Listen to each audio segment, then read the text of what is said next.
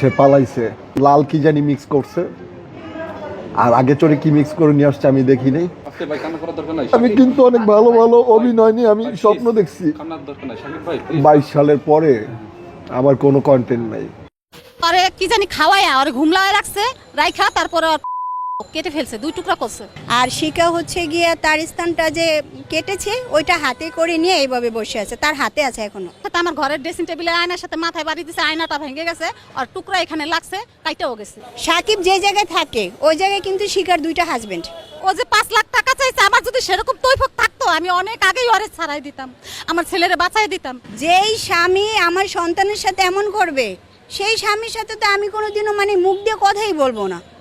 তো সেই স্বামীর সাথে সে সংসার করে কিভাবে? 1 লাখ টাকা কাবিন করছে, পরে আবার প্ল্যানিং করে ওরে আবার 5 লাখ টাকা কাবিন দিছে। তো ওর মনের ভিতরে প্ল্যানিং ছিল মনে হয় যে ওরে জেলখানা থেকে কিছুদিন আগে ছাড়াই আনছে, আর হয়তো প্ল্যানিং ছিল যে ওরে আইনা যেভাবে কলে কৌশলে ওরে ওর জীবন নষ্ট করে দিবে, লাইফটা বরবাদ। আর ওর সাথে কি হয়েছে, ওরে কি জানি খাওয়ায়া ওরে ঘুমলায় রাখছে, রাইখা তারপরে কেটে ফেলছে, 2 টুকরা করছে। জানতে পারছে কিভাবে? আমার ছেলে ওই অবস্থায় আমার ছেলে পুলিশ ফাঁড়িতে যায়া দৌড়ে যায়া পৌঁছাইছে। পৌঁছানোর পরে পুলিশরা যায়া ওটার ভিতরে পুলিশে যায়া ওইটা উদ্ধার করে আনছে, ওই যে পরবর্তী ওই অংশটা উদ্ধার করে আনছে, আর শিখারে ধইরা নিয়ে যে ইসে রাখছে, থানায় দিয়ে রাখছে। এখন কে? আমার ছেলের অবস্থা অনেক খারাপ, ও যে 5 লাখ টাকা চাইছে, আমার যদি সেরকম তৈফক থাকতো আমি অনেক আগেই ওরে ছাড়াই দিতাম, আমার ছেলেরে বাঁচাই দিতাম। কিন্তু ওইটাও প্ল্যানিং করছে, 1 লাখ টাকা কাবিন করছে না কি করছে আমি সই নিছে বলতে পারি না। পরে আবার প্ল্যানিং করে ওরে ব্ল্যাকমেল করে আবার 5 লাখ টাকা কাবিন দিছে। আমার একদিন বলে যে আম্মা আমি যে 5 লাখ টাকা সাকিবের যে 5 লাখ টাকা কাবিন করছি, কিসের জন্য করছি জানেন? আমি কিসের জন্য করছি যে ও জীবনে আমার যাতে না ছাড়তে পারে। আর ওরে যে ভিডিও ছাড়তে দেয় না কিসের জন্য? যে ও কাজ করবে, টাকা কামাইবে, আমার ছেড়ে দিবে, বুঝছেন? এই কারণে ওরে টাকাও কামাইতে দেয় না, আর ভিডিও ছাড়তে দেয় না। ওটা কোনো বিয়া না, ওটা হলো শিখার প্ল্যানিং করে 2 দিন ওরে ওই একলগে রাখে নাই, তারপর দিনই ওর মারে নিয়ে ও প্ল্যানিং করে ওর মারে নিয়ে ওরে তালাক দেওয়াই দিছে। ও প্ল্যানিং ওরে ফাঁসাইবে, যে কোনো একটা মামলা ওরে আবার ঢুকাইতে পারবে যে ওর এই পেশাই এইটা, জায়গায় জায়গায় ও বিয়া করে, হয়তো এরকম একটা প্ল্যানিং করছে। চলে যায় না। কালকেও 2-3টা চট থাপুর মারছে, এই যে ঘাড়ের এখানে দাগ আছে। তারপর আমি ঘুমায় দিছি, কাজ জান তোমার জন্য একটা নিয়ে আসছি। আমি কি নিয়ে আসছে? এত সুন্দর করে কথা বলে। কই যে আগে খাইতা না 300 টাকা করে, 75 টাকা করে কিন্তু একটা বিয়ারের মতো আছে, ওই যে ইসে বেচে। হ্যাঁ দোকানে বেচে, ওইটার সাথে আর লাল কি জানি মিক্স করছে, আর আগে চড়ে কি মিক্স করে নিয়ে আসছে আমি দেখি নাই। আমি প্রচুর ঘুম পাইছি আমার, সেই ঘুমে আমাকে আমার গোপন অঙ্গ কেটে সে পালাইছে। আচ্ছা, এই ঘটনাটা কটার দিকে ঘটছে? এটা সকাল ভোর 4টার দিকে। 4টায়? আচ্ছা, আমি পাশের ঘরের যে আছে আমি ওনাকে বলি ভাই ধরেন, কয় ওই দিক যাও। আমি ভাই আমার একটু ধরেন, রিক্সা ওটা দেন, আমি এগুলোর মধ্যে নেই। সে সবই জানে। এগুলো কি পরিকল্পিত আগে? জি ইমন খান আসছিল, ইমনের ভয়তে ওরা কথা কয় না। খান মাসুদ ওনাকে অনেক প্রতাপশালী, এই খান মাসুদের ভাতিজা ইমন খান, ও আইসা আর শাওন গাজী, এই 3 জনে মিললে আমাকে মেরে ফেলার প্ল্যানিং করছে ভাই। ইমন আর হচ্ছে শাওন আর শিখা। আমি ভাই কোনো রকম জানে বাইচে আসছি, আমার গোপন অঙ্গ কেটে ওর সাথে করে নিয়ে গেছে। আচ্ছা, যাই হোক, এখন আপনি কি বিচার চান? আমার জন্য সবাই দোয়া করবেন। আমি 2022 সালের আগে অনেক ভালো ছিলাম, আমি কিন্তু অনেক ভালো ভালো অভিনয় নিয়ে আমি স্বপ্ন দেখছি। 22 সালের পরে আমার কোনো কন্টেন্ট নাই, কোনো নাটক নাই, শুধু কি জানেন, মানুষের নিন্দা অবহেলা। ওরে ফাঁসাইবে, যে কোনো একটা মামলা ওরে আবার ঢুকাইতে পারবে যে ওর এই পেশাই এইটা, জায়গায় জায়গায় ও বিয়া করে, হয়তো এরকম একটা প্ল্যানিং করছে। চলে যায় না, চলে কি ওরকম তো 2-3 ও চলে গেছে, রাগ হয়ে চলে যায়, আবার ও যায় আনে। বা আমার দেশে যে অনেক হামলা করছিল, কিছুদিন আগে ভিডিও দেখছেন, দেশে যে হামলা করছিল। কি করেছিল আসলে? কে? শিখা শিখা অনেক হামতাম করছিল, নিজের ড্রেসিং টেবিলের আয়নার সাথে, আমার ঘরের ড্রেসিং টেবিলের আয়নার সাথে মাথায় বাড়ি দিছে, আয়নাটা ভেঙে গেছে আর টুকরা এখানে লাগছে, কাইটাও গেছে। আমার দেশের মানুষ সবাই জানে, চেয়ারম্যান মেম্বার সবাই জানে এগুলা। তারপরে মনে করেন এগুলো আমরা যেভাবে হোক মিটমাট করছি। ওই ঢাকা আবার চলে আসছে, ওর স্বামী গেছিল, ওর স্বামীরও মিটমাট করে ওখান থেকে পাঠাই দিছে, আমাদের গ্রামের মেয়ে পাঠাই দিছে। পরে সেটা তো গেছেই। মূলত সাকিব হচ্ছে গিয়ে আমার আগে অনেকগুলো কাজ করছে, কাজ করার সুবাদে তার সাথে আমার পরিচিত, ভালো পরিচিত। আন্টির সাথে আমার কয়েকবার কথা হয়েছে, কথা হওয়ার পরে একটা ভালো মানে ছেলেটা হচ্ছে কাজবাজ করে ভালোই। হঠাৎ করে একদিন আমাকে বলল যে আপা আমার একটা ঝামেলা হয়ে গেছে। আমি বলছি কী ঝামেলা হয়েছে? কয় একটা মেয়ে আমার নামে মামলা দিছে, আমার এই পুলিশ দিয়ে এখন ধরাবে, তার যে 2টা হাজব্যান্ড আছে আমি জানি না, এখন আমাকে তারা মারধর করতেছে। পরে আমি বলছি এখন তুমি থানায় গিয়ে আশ্রয় নাও। তখন ও থানায় গিয়ে আশ্রয় নিছে, নেওয়ার পরে পরবর্তীতে তো আমরা ঘটনাগুলো আপনারা ইতিমধ্যে সবাই জানতে পারছেন যে এই সমস্যাগুলো। তারপরে আমি ওরে বললাম সাকিব ঠিক আছে, বিয়ে যদি হয়ে থাকে তাহলে তোমরা সংসার করো। আর শিখাকেও বলছি, শিখাও আমারে ফোন দিছে, শিখা অনেকবার কথা বলছে যে আপু আমি ওরে ভালোবাসি আমি বলছি যদি ভালোবাসো, ভালোবাসার উপরে তো আর কিছু নাই, ভালোই বাসো, অন্য কোনো ঝামেলা তোমরা জড়াইও না। পরবর্তীতে জানতে পারলাম আসলে ওরা বিয়ে করে নাই, ওরা একটা প্ল্যানিং করছিল ব্যবসা করবে, মিডিয়াতে 2জন কাজ করবে, সেই জন্য তারা একটা স্টাম্প করেছিল। ওই স্টাম্পে একটা পর্যায়ে লেখছে যে তারা বিয়ে করছে, যখন নাকি সাকিবের ক্যামেরাটা ওর ছেলে মেয়ে ভেঙে ফেলছে, শিখার ছেলে মেয়ে ক্যামেরা ভেঙে ফেলেছে। ভাঙার কারণে এখন সাকিব চাচ্ছে অন্য জায়গায় গিয়ে কাজ করবে, কারণ তার তো ফ্যামিলি আছে, ফ্যামিলি চালাতে হবে।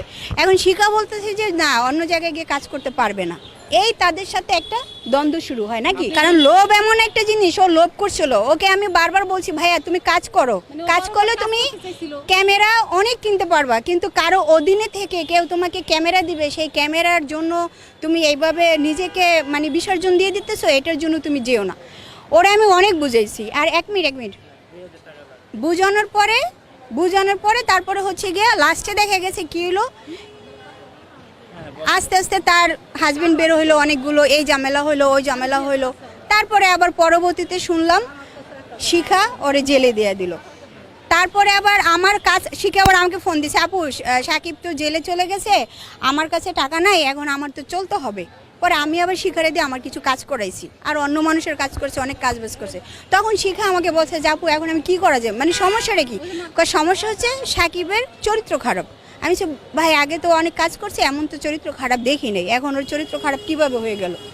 তারপর আমি বললাম দেখো তুমি ওর হাজব্যান্ড, তুমি ওকে কিছু শর্ত দাও, শর্ত দিয়ে তোমরা একসাথে মিটমাট করে নাও, কারণ যেই সমস্যা 2জনে মিলে সমাধান না করতে পারলে পৃথিবীর কেউ করতে পারবে না। তারপরে সে কিন্তু জেল থেকে নিয়ে আসে।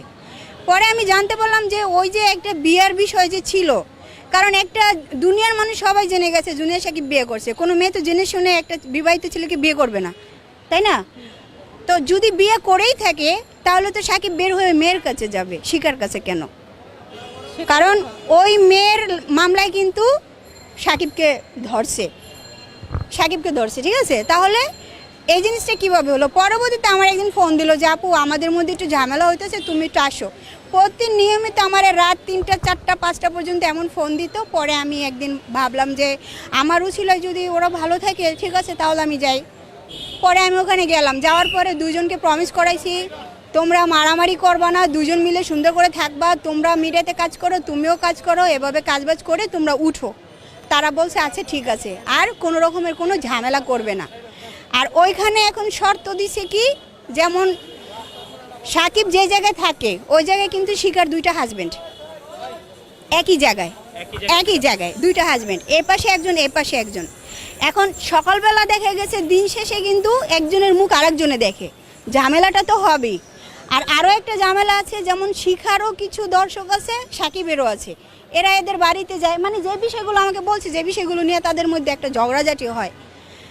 পরে শিখা আমাকে বলছিল কয়েকবার যে আপু আমি আসলে যদি ওর সাথে যদি আমি সংসার না করতে না পারি তখন কিন্তু আমি ওকে ছাড়বো না, তাহলে কি করবো, আমি ওরে মেরে ফেলবো। আমি কই ভাই এগুলো করো না, এগুলো না করে একজন আরেকজনকে বুঝাইলে জিনিসটা সমাধান হবে। তারপরে যাই হোক আমি গিয়ে 2জনকে ভালো করে সমাধান করে দিলাম। পরশু দিনও তাদের সাথে আমার কথা হয়েছে রাতে, কি হয়েছে আপু ইমরান আসছে ভিডিও করতেছে, সাথে কয়েকটা মেয়ে আসছে। পরে আমি বললাম তো মেয়ে আসে তো কী হয়েছে, তোমরাও কাজ করো, তোমরাও উঠো।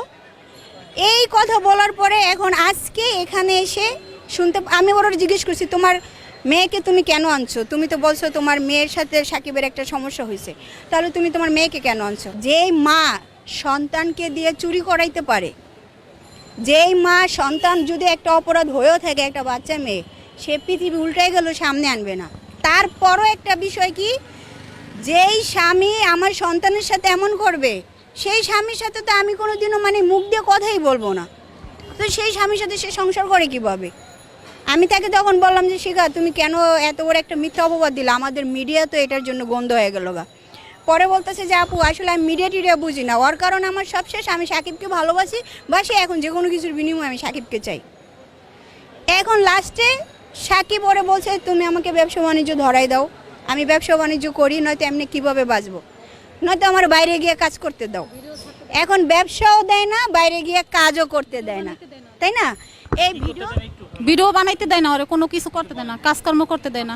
ও এখন ওরে কোনো কাজকর্ম করতে দেয় না, কাজকর্ম করলে তো ওরে ছাইড়া দিব, এই কারণে ওরে কাজ করতে দেয় না। যে কাজ করলে ওরে অনেক টাকা কামাইবে, টাকা কামাইলে তো ওরে 5 লাখ টাকা দিয়ে দিবে, তাহলে তো আর ভেজাল থাকবে না। অত কথায় কথাই বলে যে আমার 5 লাখ দিয়ে দাও আমি চলে যাই, 5 লাখ দিয়ে দাও আমি সংসার করুম না।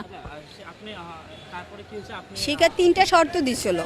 একটা শর্ত হয়েছে যদি সাকিব ওরে ছেড়ে দেয়, আজ থেকে শুরু করে একবারে শুরু থেকে শুরু করে যত টাকা খরচ হয়েছে ওর পিছনে, ওই টাকাগুলো দিতে হবে।